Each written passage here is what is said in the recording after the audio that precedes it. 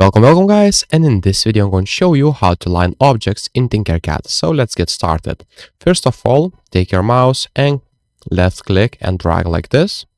And basically you'll see this icon. You can click on L on your keyboard or just click on this icon. And now if you use these dots, this will align your objects. So basically you enable an object align function. So let's make now straight in the line. So I will align these objects in the straight line.